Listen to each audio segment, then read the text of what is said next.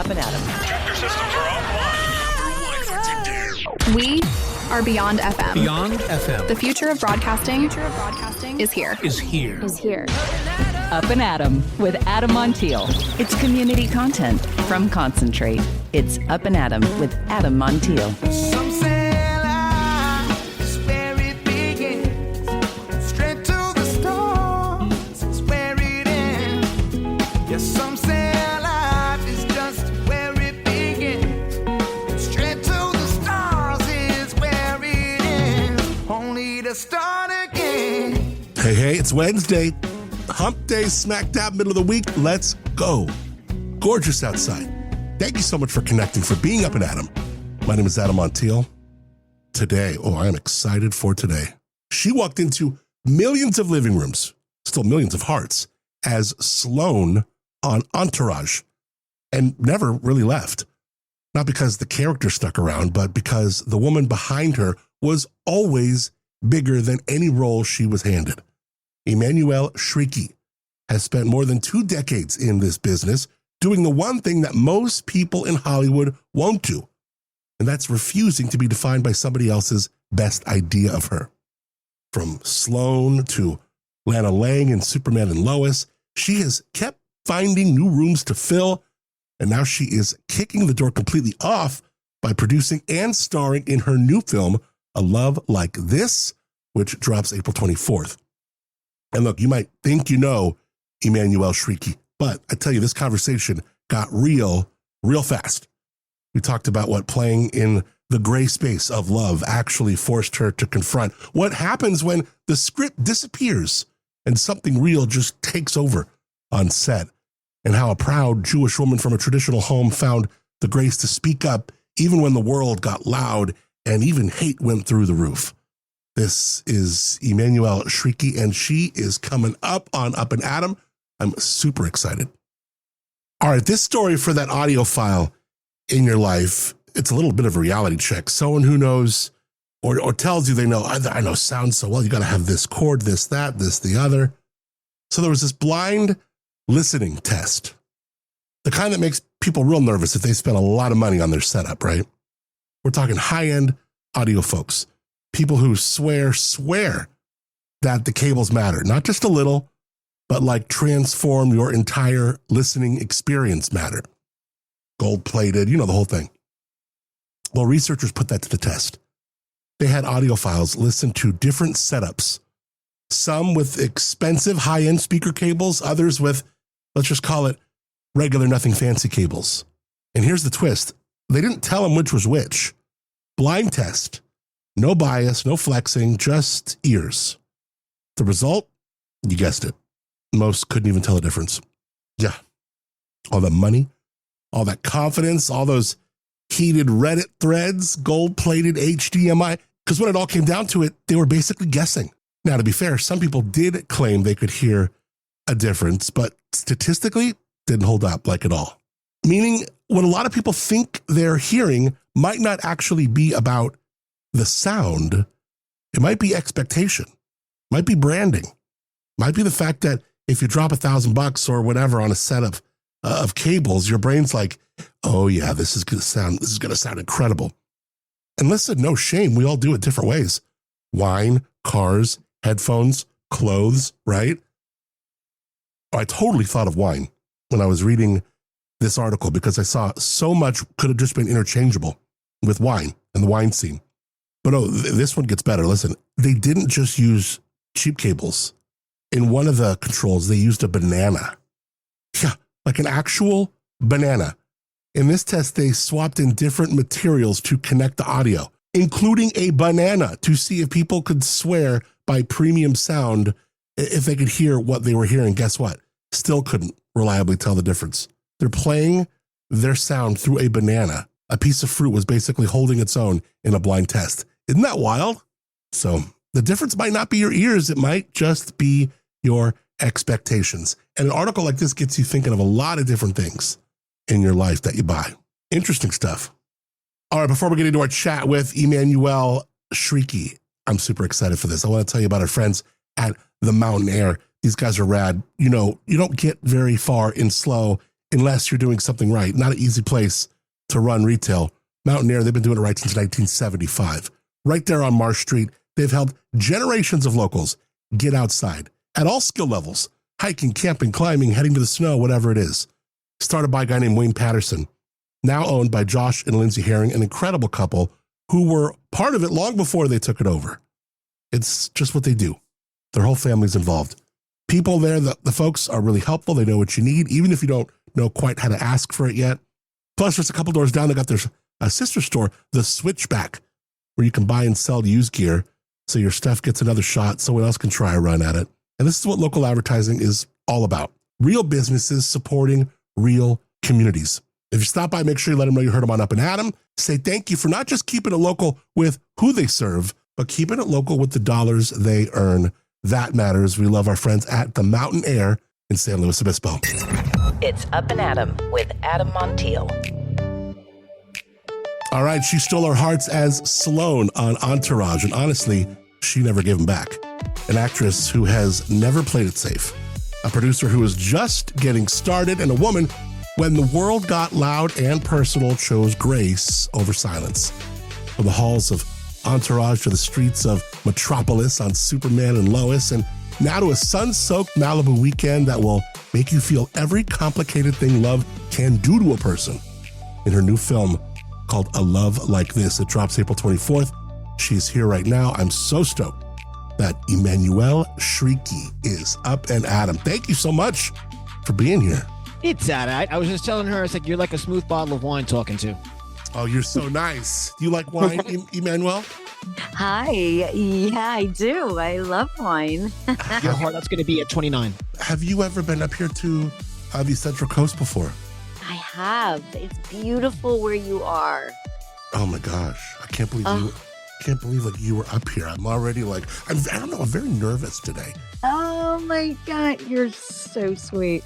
No, I'm so excited to speak to you. I love this. You know, some roles, they don't just launch a career, they really imprint on people. Sloan was certainly that for me and a ton of us. Not just a character, but like she was a standard. She was a vibe and feeling. It's a feeling that like people still carry. When you look back at your breakout role on Entourage, do you feel like that role introduced the world to you, or maybe did it quietly box in parts of you that you've been trying to, redefine ever since? Both. That you're so on. I mean, listen, I have the most gratitude for that chapter. It was extraordinary on so many levels. And I'm so thankful. And it really resonated with people. And I think that that's also, it's a blessing and a curse. And the curse is that there was a moment in time where it was like, I'm really able to do more than just Sloan. Like, I'm an actor. I've been doing this as a kid. Like, that's not the only thing that I can do. But, champagne problems at the end of the day. Right. For real. Yeah. We love stories when they're clean, they're cinematic, tied up in a bow, right? But the real ones, I mean, look, shit gets complicated. They bruise a little bit. In a love like this relationship lives in that gray space. Love, lies, longing. What truth about love did this film really force you to confront that maybe you weren't even expecting?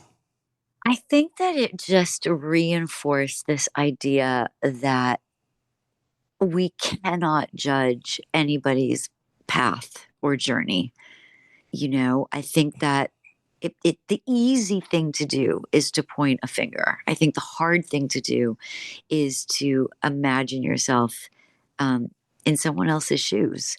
And I think that at the heart of it, hopefully, when people watch this movie, they recognize that these two people aren't bad people, right? They're people that are really struggling with a very, very real, messy, confronting situation. And I think that that's always a great reminder, like as you move through life. Yeah, totally right. There's a shift it's got to be a shift that happens when you go from being in the story to helping shape it. So I'm curious, what did stepping into the producer role unlock in you creatively? Was there a moment where you thought, oh, this is kind of a version of me I've been waiting to step into? It's such a great question. Producing is something that has sort of just like quietly been happening on the side. There's been a couple of things that I've definitely, produced as well. And every time it's another creative vehicle. It's like to produce something gives myself the opportunity to maybe do something that I wouldn't otherwise do at this point, which isn't to say, like, I definitely see producing in my future 100%. I don't think it will always be to be in it, but at this moment it is. How do you make sure it feels like freedom and not pressure? Or maybe part of the pressure is kind of part of the fun too. It kind of is. I think it's really exciting. I think at this point, and certainly with our movie, to be a producer on this film was like saying yes to producing with incredible humans, and learning from amazing people that know this world, and that were like, I learned so much, and that I was just able to, have a little hand here and there of, whatever it was going to take to sort of get this movie up and running. So it's really, it's fun. I love learning new things where it pertains to our business. Yeah. Now, I don't know. I don't even know. Are you single or not? Are you with someone? I am with someone. Okay. Yeah. So when you do a movie like, because you've probably been asked 1,000 times, like, oh, wow, you're on set with someone, they're so beautiful, and you have this chemistry. How do you, it's just acting. Like, putting that aside for a second, a long weekend, Malibu, 2 people, like, you're playing in this role that's like very much about this. And I know you have a ton of respect. I see your Instagram on, like, with your co-star. How do you manage those things that at home where you're like, okay, it's gonna get very hot and steamy at work, but then also, like, you're with this handsome guy and he's with he's with you, for crying out loud, and it's like, feelings might just, I don't know, they might simmer a little bit. I don't know. Let me just start by saying that what we do is so weird. I'm like, it is not for the faint of heart. Like, it's not. And I think that you have to be a little bit crazy and a bit of a thrill seeker to really do what we do. And it's honestly, it's a really great question, because it was scary to embark on this journey because we're human, right? Like, you just go, oh God.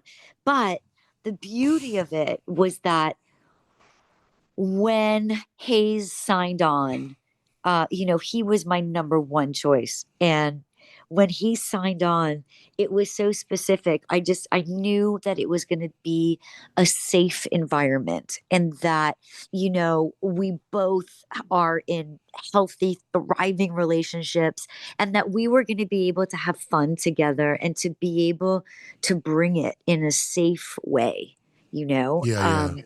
And our director was so incredible.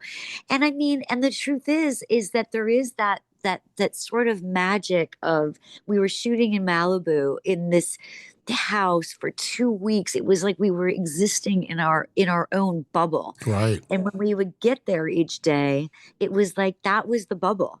And there was a lot of grief when it was over, because we all bonded so hard, and it was such a joyride, and we laughed so much, which, I mean, laughter is the ultimate healing. Sure. Anything. So it was just a great time. And it's like camp. It's like, it's always sad to say goodbye to that. I know. I could just see your partner, like, scrambling eggs listening to this podcast, being like, oh, he was your first choice, was he, babe? Okay. You know what I mean?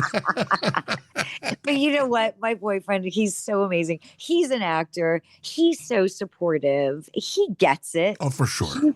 He gets it. You know, I think that's why we tend to gravitate towards each other, or like actors do. Some people are like, oh, hell no, I'd never be with Right. another actor. I feel like, thank goodness I'm with an actor. Oh, I saw this interview with you, rapid fire stuff, and you and I have so much in common. It's crazy. R&B. Seriously. Like hardcore. Yeah.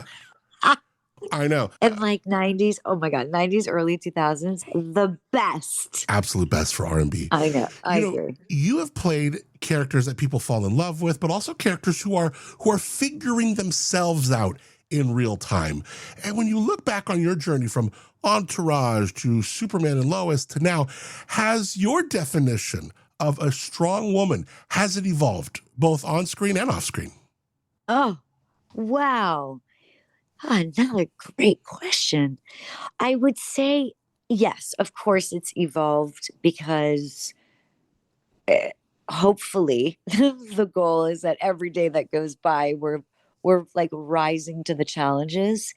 But I would say that, yeah, I'm definitely attracted to characters that are flawed and that are figuring it out, because that's a reflection of what we're doing. I mean, my God, the last couple of years, holy cow, they've been so confronting. And I feel like I've grown and changed so much and just been challenged in ways that my younger self would be like, wow, I can't believe that's your reality right now. Wow. But right, that's the good stuff. Like if you get through it, that's the good stuff. Yeah, that's so true. Take me to those moments where, I imagine every actor has a moment where, like, no matter what they're playing, the script somehow disappears and like something real takes over and you really slip into something. Was there a scene, even, it could be in a past project or even for sure love like this, where you felt yourself like emotionally shift, like Emmanuelle, not just Leah, was experiencing something in the writing? Oh, 100%. I think that's that very thing that you're talking about is usually the gut punch that I'm looking for when I read a script to begin with. It's that feeling of like, I would love to tell this story. Yeah. It is just that intuition. It's just that thing that hits you in a certain way. And then inevitably, once you start to immerse yourself in it and do the work and then finally get to set, it just sort of happens organically. And there's always this feeling of like, oh, I was very meant to do this. Like this was circulating in the universe and this found me for a reason. Yeah. I always say that it sounds like, excuse me, it sounds like such a cliche, but I think the cliche was really born out of something real, which is this idea that life imitates art and art imitates life all the time. Yeah. Yeah. I really believe that. You've worked in an industry that can sometimes blur identity, who you are, what people expect, what sells. How do you protect your sense of self in an industry that's constantly trying to define you before you even get to define you? Right. God. It's gnarly. I mean, it's gnarly. It's weird. I would say that probably now feels as hard as when I was younger. Now because the pressures of social media. Younger because you don't have necessarily, you're still discovering who you are and what you stand for. And I would say that the biggest blessing in my life, it has been honestly where I come from. The family that I grew up in is everything. It was the building blocks to sort of sustain what could have been really crazy. Or maybe, I didn't bend in certain ways because of how I grew up. And that stays with me till today. Yeah. I love that. And I really love that part of you as I was reading more about you, because there are moments where the world gets really loud, really divided, and people expect you to either stay quiet or say the perfect thing. And neither of those is easy when it's personal. And when you think about like the way things are going, I mean, I love the way you stood up for what you stood up for over the last couple of years, and it felt very personal. How do you navigate using your voice in moments like that without losing your sense of humanity in the noise and speak, like people want to hear you say this? It's like, no, this like you talk about your family. I mean, that's where I think this comes down to. I mean, thank you so much for saying that, by the way, and acknowledging that. It just means the world to me. I think that the only thing at the end of the day that we can do is try and live our most authentic self, both in work and in life. I think they feed each other.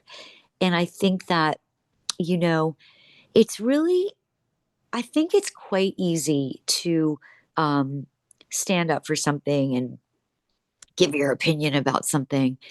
And then it is like completely different when you are personally threatened.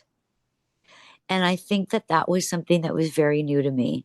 And I didn't have a choice in the matter. And again, I didn't have a choice. And I say that with a lot of love in my heart. I didn't have a choice because of the way I grew up. And when my people were being attacked in unjust ways, and hate was through the roof, I could do nothing but just be authentically who I am, which is a proud Jewish woman.